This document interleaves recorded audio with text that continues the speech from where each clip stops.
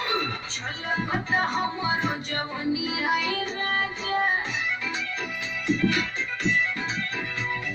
झलकत हमरो जवनिया राजा, जैसे कि पलटी के पनिया हो कुछ बोली।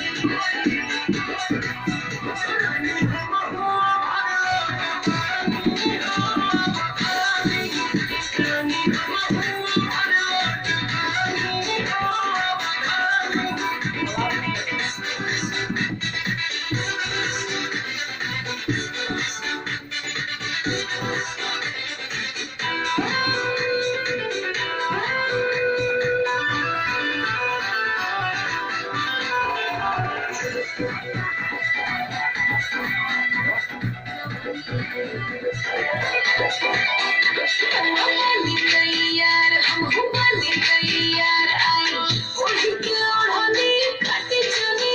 हम चावल करे मन सब लोगे बधन राजा कहीं से हो गई जुगल बने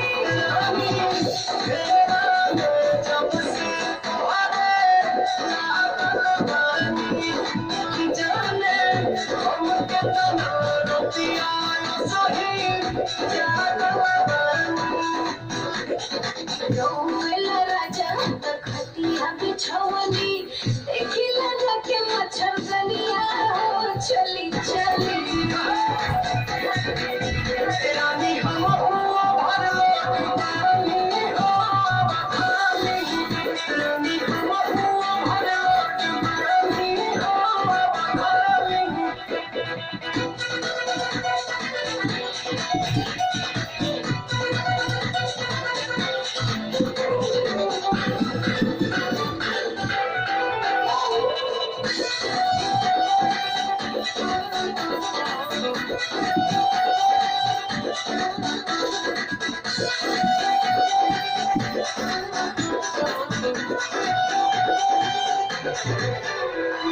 सितार जनी पूरी बेकार करी मौका के फायदा उठाई आई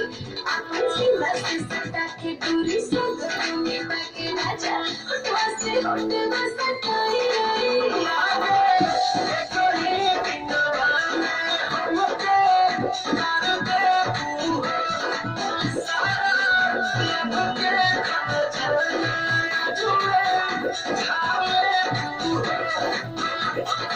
हाजिर भाड़ी दौड़े रनिया दूसर के कोरी छेड़ खनिया हो कुछ रानी हम